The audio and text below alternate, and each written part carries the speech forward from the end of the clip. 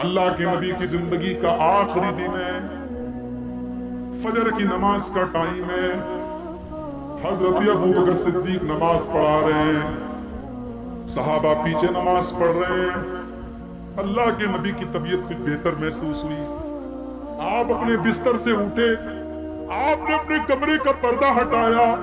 سامنے صحابہ نماز پڑھ رہے ہیں اور ابو بکر صدیق نماز پڑھا رہے ہیں۔ اللہ کے نبی نے یہ منظر دیکھا، آپ کے چہرے پر مسکراہٹ آ گئی، آپ مسکرانے لگے، میرا مشن کامیاب ہے، میرے صحابہ میرے مشن پر چل رہے ہیں، میرے صحابہ میرا کام کر رہے ہیں، میں دنیا سے جا رہا ہوں، میرے صحابہ نماز پڑھ رہے ہیں، ابو بکر نماز پڑھا رہے ہیں، صحابہ نماز پڑھ رہے ہیں۔ اللہ کے پیارے نبی اپنے حجرے کے دروازے پر کھڑے ہیں اور آپ کے چہرے پر مسکراہٹ ہے، آپ ہنس رہے ہیں، مسکرا رہے ہیں۔ صحابہ نے نماز کی حالت میں محسوس کر لیا، اللہ،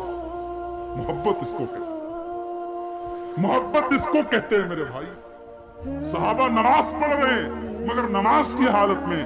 صحابہ نے محسوس کر لیا کہ اللہ کے نبی اپنے دروازے پر کھڑے ہیں اور مسکرا رہے ہیں۔ صحابہ کہتے ہیں ہمیں اتنی خوشی ہوئی، اتنی خوشی ہوئی، اتنی خوشی ہوئی، ہمیں ڈر لگا کہ کہیں ہماری نماز نہ خراب ہو جائے، کہیں ہماری نماز ٹوٹ نہ جائے، کہیں ہم نمازوں کو چھوڑ نہ دیں۔ ابو بکر صدیق کو بھی احساس ہو گیا کہ اللہ کے نبی اپنے دروازے پر کھڑے ہیں۔ ابو بکر صدیق پیچھے ہٹنے لگے، اللہ کے پیارے نبی نے اشارہ کیا کہ اے ابو بکر تم نماز کو جاری رکھو، تم ہی نماز پڑھاؤ، تم پیچھے مت ہٹو۔ ابو بکر صدیق نے فجر کی نماز پڑھائی،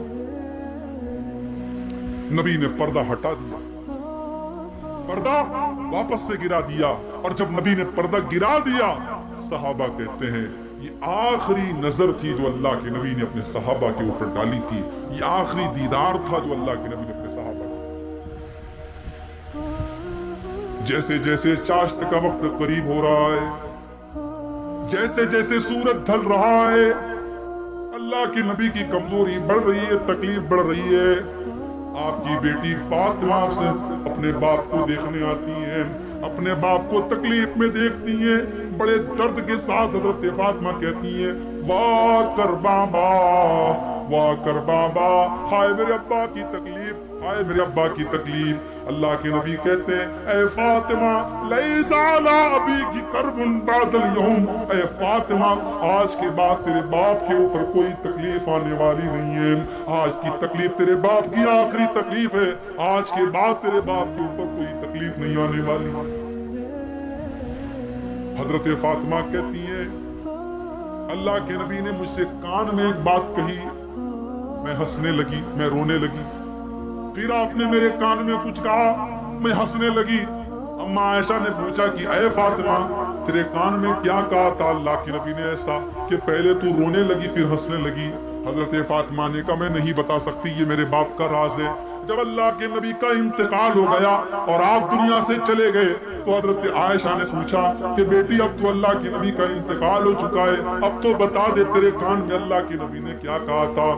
حضرت فاطمہ نے کہا اے امی جان اللہ کے نبی نے میرے کان میں یہ کہا تھا کہ اے فاطمہ جبریل امین ہر سال میرے پاس رمضان میں آتے ہیں اور مجھے ایک مرتبہ پورے قرآن کا دور کراتے ہیں، لیکن اس سال جب رمضان کا مہینہ آیا تو جبریل 2 مرتبہ میرے پاس آئے اور 2 مرتبہ انہوں نے قرآن کا دور کرایا۔ اے فاطمہ مجھے ایسا لگ رہا ہے کہ میری موت کا ٹائم آ چکا ہے، میرا آخری ٹائم آ چکا ہے۔ یہ سن کر کے میں رونے لگی۔ پھر میرے باپ نے میرے کان میں کہا کہ اے فاطمہ میرے گھر والوں میں، میرے اہل بیت میں سب سے پہلے مجھ سے ملاقات تم ہی کرو گی، اور اے فاطمہ کیا تم اس پر خوش نہیں ہو کہ تمام جنتی عورتوں کی سردار تم کو بنا دیا جائے؟ جب یہ سنا تو میں ہنسنے لگی، میں خوش ہو گئی۔ میرے پیارے ساتھیوں جیسے جیسے چاشت کا ٹائم قریب آ رہا ہے اللہ کے نبی کی کمزوری بڑھتی چلی جا رہی ہے۔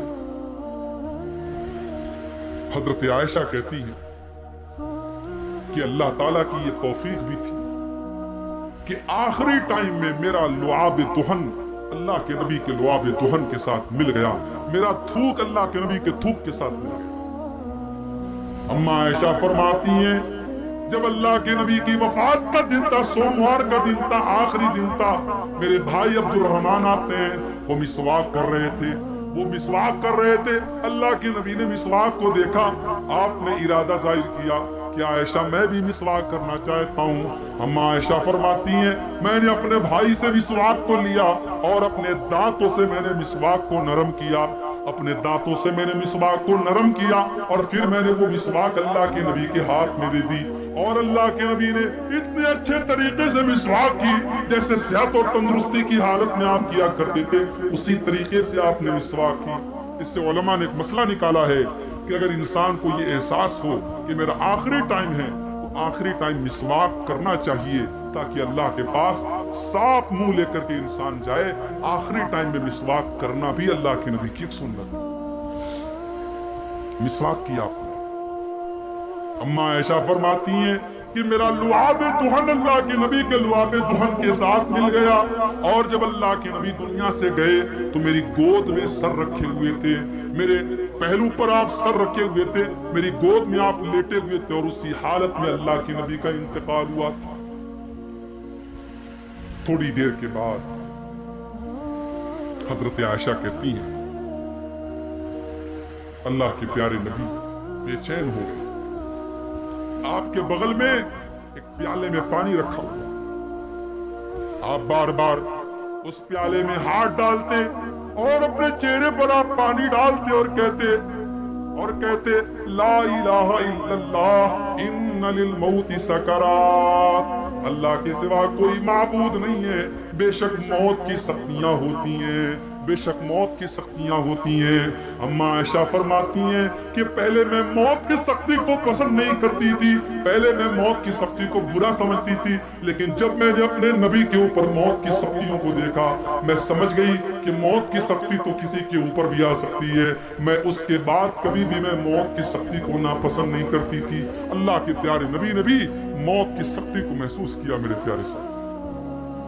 اب بار بار اپنے چہرے پر پانی ڈال رہے تھے اور کہہ رہے تھے لا الہ الا اللہ ان للموت سکرات، بے شک موت کی سختیاں ہوتی ہیں۔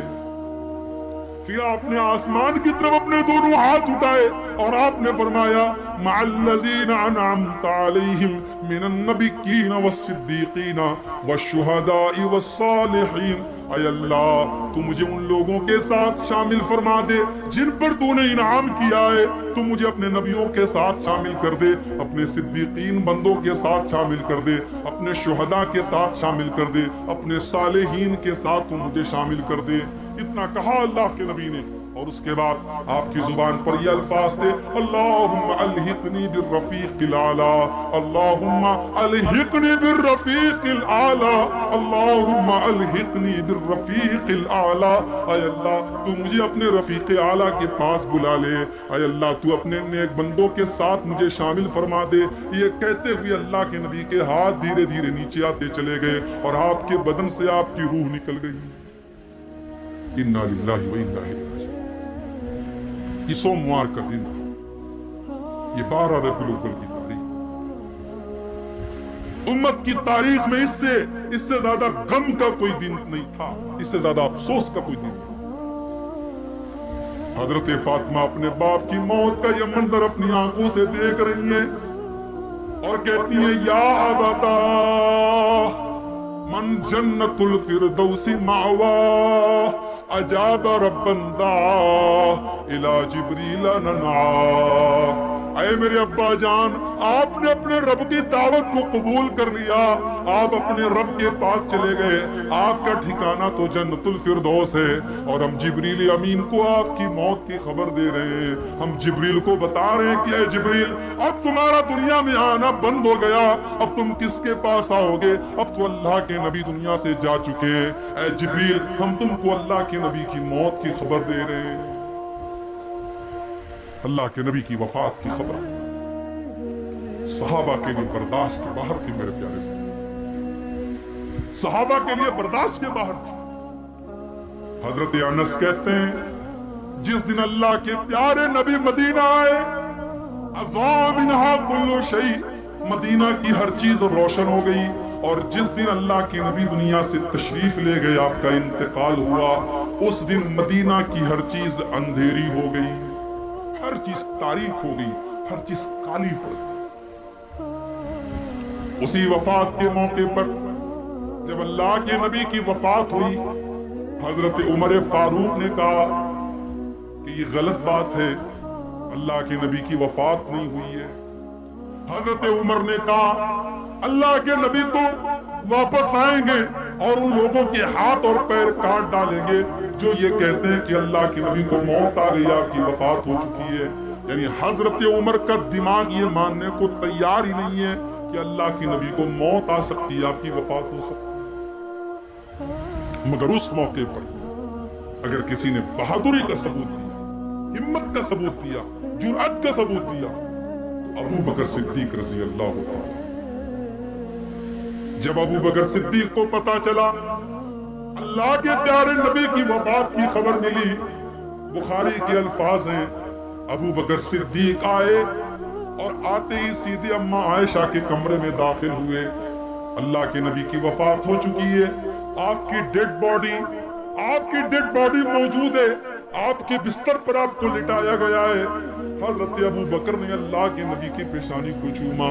آپ کے ماتھے کو چوما اور روتے ہوئے کہا بے ابی انت و امی، میرے ماں باپ آپ کے اوپر قربان ہو جائیں، لن یجمع اللہ علیک موتتین ابدا۔